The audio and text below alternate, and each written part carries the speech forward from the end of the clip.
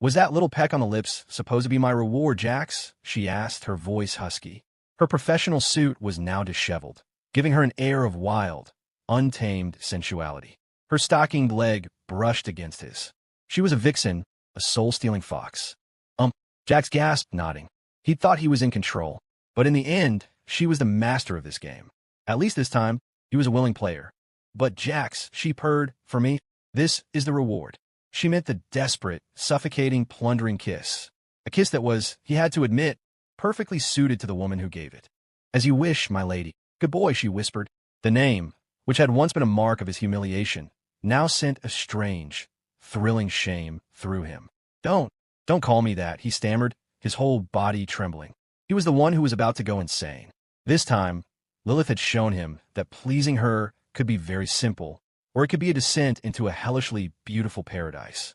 Lilith personally drove Jax to a side entrance of Kingston University, a small concession to his request for discretion. In return for his good behavior, she had been mercifully indulgent.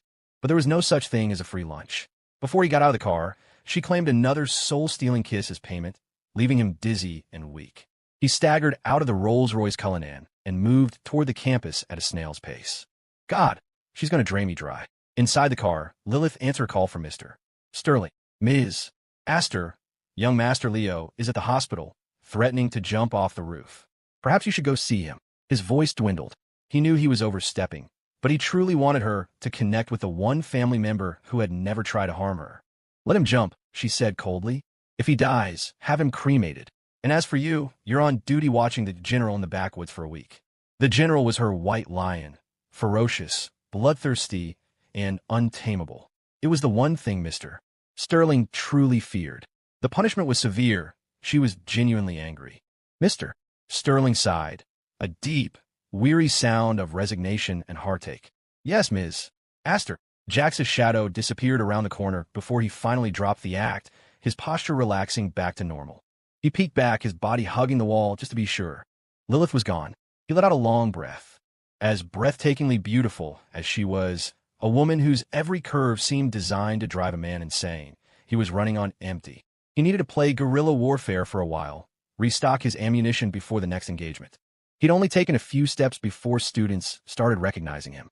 It was inevitable. The video of him rolling up in that hypercar and publicly dressing down the campus belle, Chloe Vance, had blown up on the Kingston University gossip forums. Anything involving a luxury car and a beautiful girl on campus was prime gossip fodder, and the post was still trending. Chloe as Kingston's undisputed queen bee, with a vision of delicate, moving beauty. She had a legion of admirers, and the competition was fierce. Now, seeing Jax walking without the car, it seemed to confirm what everyone suspected. The car and the woman he'd been with were rented. Add to that the freshly announced disciplinary notice for his expulsion, and Jax was suddenly public enemy number one. Well, if it isn't Mr. Pierce, who was flexing in a top-tier hypercar yesterday, a voice sneered. A guy named Landon Holt, flanked by a few of his friends, deliberately blocked Jax's path. What happened? Blow all your pathetic allowance on the rental fee? Now you're just slinking back to campus like a drowned rat to get expelled? TSK. Who gave you the balls to humiliate our Chloe just to get her attention? You could change your clothes, but you're still just a broke-ass loser. They had been waiting for him. The expulsion notice meant Jax would have to go to the administration building, and this was the most direct route. Jax recognized them.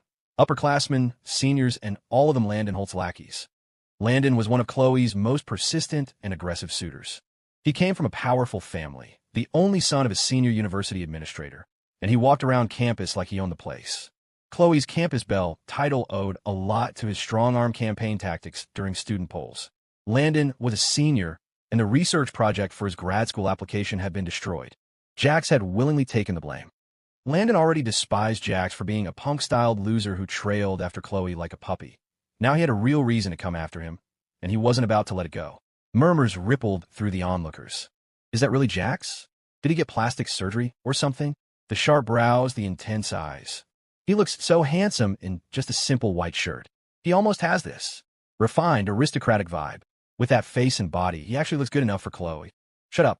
A loser like Jax doesn't deserve to be mentioned in the same breath as our Chloe.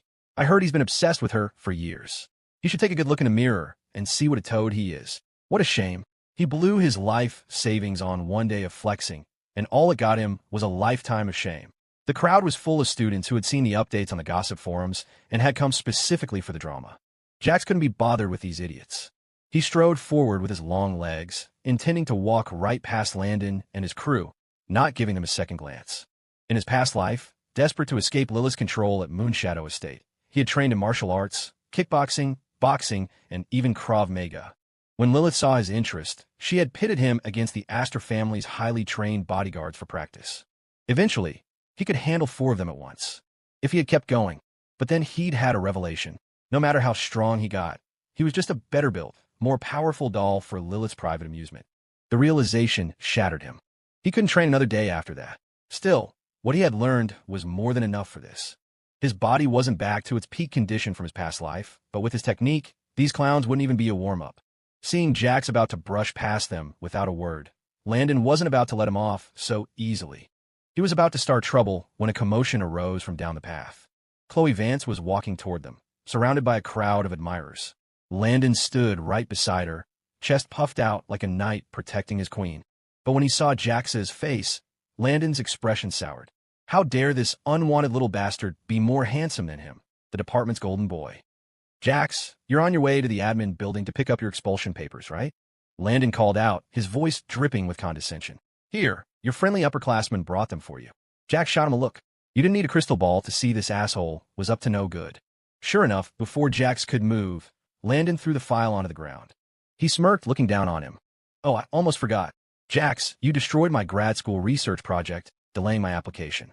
Just getting expelled is letting you off way too easy. So how about this? I'll do you a favor. Get on your knees, bow to me 30 times, then scream, I'm an idiot, while you run 10 laps around campus. Naked. The insult was thick and suffocating. Just then, Sierra Pierce arrived on campus.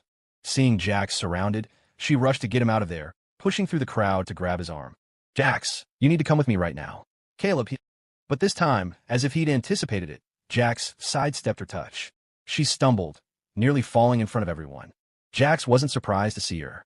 In his past life, he had been expelled and humiliated for taking the fall for her. And the first thing she did when she showed up was to drag him off to give Caleb another blood transfusion. He had tried to resist, to tell his 5th sister that he didn't want to take the blame, didn't want to be expelled. But Sierra had suddenly called out to him, Jax, little brother. Her voice had been pleading. Please, I'm begging you. Caleb and Mom are waiting for us, okay? Back then, his heart had softened. After he returned to the Pierce family, his 5 sisters had always called Caleb Caleb, but they only ever used Jax's full name. They wouldn't even call him brother, let alone beg him for anything. For that one word, he had willingly let Sierra lead him away, completely losing his chance to explain what happened to the research project. But he wouldn't be so stupid this time. Seeing Jax dodge her, Sierra's temper flared. But then she remembered Caleb needed him and decided to try coaxing him again. She bit her lip and said softly, Jax, little brother, please do this for your big sis. Jax watched her calmly, seeing for the first time the mocking, manipulative glint in her eyes as she had tricked him into giving blood time and time again. He took a step back, drawing a clear, cold line between them. Miss, please have some self-respect. His voice was like ice. I have no relationship with you, and I'm certainly not your brother. Don't just come up and claim a connection that doesn't exist. He had completely broken from the Pierce family. It was the simple truth. Sierra's brow furrowed, annoyed that Jax would embarrass her in front of so many people. She defaulted to her usual habit of scolding him. Jax, don't make me slap you in public. I'm your 5th sister. When I say jump, you asked how high. As she said it, she lunged forward to grab his arm again. Jax sidestepped once more, his movements cool and detached. Only this time, he angled himself perfectly. As Sierra lunged, he stuck out his foot, tripping her. She fell hard, landing right on top of his expulsion papers. The papers hadn't been signed yet, so they weren't official. He knew Landon was lying. This was just a copy. The university board had decided to expel him, but the president hadn't signed off. But in his past life, he had been dragged away by Sierra, passed out after giving blood, and by the time he got back to campus a week later, it had all been finalized. Ah! Sierra cried out as she hit the ground. She looked up just in time to see Jax slowly retracting his foot. He had dared to trip her? It was an act of open rebellion. Jax! Sierra roared, her patience gone. But the perpetrator just made a casual motion of cleaning out his ear with his pinky, a smile on his face that didn't reach his eyes. This crazy woman seems to have something to say. What is it? The students were stunned. Was Jax mentally stable? Had the expulsion notice finally driven him insane? All right, I don't have time to be part of your little drama club, Jax said, his voice bored. You're the one who destroyed Landon's research project. It had nothing to do with me. I'm not taking the fall for you this time. He fixed his gaze on her.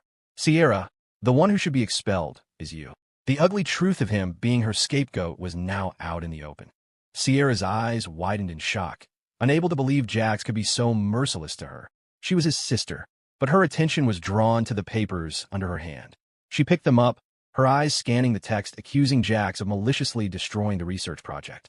While she was a troublemaker at school and often let Jax take the blame, it was always for minor things. The punishments were menial labor, sweeping the athletic fields, standing in the hot sun, cleaning an entire lab building. And Jax had always taken the blame willingly. But this, Sierra froze. She remembered a week ago, Caleb and Chloe had specifically invited her to visit the Kingston labs. She had accidentally knocked over some kind of instrument. But at the time, Caleb had reassured her it was nothing important, that he would explain it to the professor. She hadn't thought about it since. So why was the punishment now expulsion? Sierra's gaze shifted to Chloe and Landon, her expression darkening with complexity. As much as she disliked Jax, she would never stoop to something as vile as ruining his future. But Jax's cold, hostile attitude made it impossible for her to swallow her pride and explain. The atmosphere grew tense. Chloe, seeing her chance, rushed forward to help Sierra up. Sierra, are you okay? She turned a gentle, chiding look on Jax. Jax, I know you're under a lot of pressure. You can't go back to the Pierces, you can't find a job, and now you're facing expulsion. It's understandable that you'd lash out at the people around you. But you can't just make baseless accusations and frame Sierra. With this kind of character, I'm sorry, but I really can't accept your feelings for me right now. Every word was soft, but each one was a carefully placed stone, guiding the crowd's opinion, twisting Jax's meaning. A wave of understanding washed over the students. So that's what it was. Jax had been pushed so far that he'd had a complete mental breakdown. Well, he deserved it. A psycho like him trying to court the campus belle? In his past life, Chloe had played Jax like a fiddle for a reason. She was a master at manipulating people. But she didn't notice that as she helped her up, Sierra's face was growing paler and more disturbed. Sierra looked at Chloe in disbelief, her gaze turning cold and remote. Then she looked at Jax, a wave of guilt washing over her. Jax, I didn't. The large crowd soon attracted the attention of the university administration. A portly man in a suit pushed his way through the onlookers. What is all this? He roared. Who took this file from the board's office? Where is Jax Pierce? Get into my office now. I've been an educator for decades, and I've never seen such a despicable student. Destroying an upperclassman's research project is one thing, but to then steal someone else's work to claim the Kingston University Research Competition's gold medal for himself. Originally, because he got into Kingston with top marks, I was going to give him a chance, put him on probation. But now he must be expelled. We can't have such a toxic presence at our university. Kingston is too small for this kind of tumor. The man was the chairman of the university board, Dean Evans. He wore gold-rimmed glasses, and his round, usually friendly face was now red with rage. Instantly, the sea of onlookers parted, leaving a path. Jack stood his ground, slowly raising a hand and giving the dean a little wave, his expression utterly harmless. Hey, Dean Evans, you were looking for me. Dean Evans stared. It seems he really does have some mental issues. His world is collapsing, and he's smiling? He's either crazy or an idiot. You're Jax Pierce? The dean asked, sizing him up. So handsome, yet such a black heart. You really can't judge a book by its cover. That's me. Dean Evans, I'd like to file a report. Jax's voice was bright. Landon Holt stole that file from the board's office. He also said his dad is a big-shot administrator here, and that he could do whatever he wants on campus. You can't afford to mess with him, Dean, so you should probably just let it go. The crowd was speechless. What the hell, Jax? You're a goddamn genius at playing the game backwards. You're the one about to get his account deleted, and you're reporting someone else? Landon's face turned white, then red. He almost choked on his own fury. Jax, don't you dare make baseless accusations. Dean, I didn't. Landon's face was a mask of panic. His father was a vice president at the university, and he did use that to throw his weight around. But Dean Evans' son worked for the state's ethics commission. Landon usually avoided the dean like the plague. He couldn't believe Jax would call him out so publicly. How did a nobody like Jax even know that kind of inside information? So, you didn't steal a confidential university file? Or is your dad not who I said he is? Jax asked with a malicious arch of his brow. It's none of your damn business. Landon seethed. Jax was clearly trapping him with his words, but with the dean right there, all he could do was swallow his rage.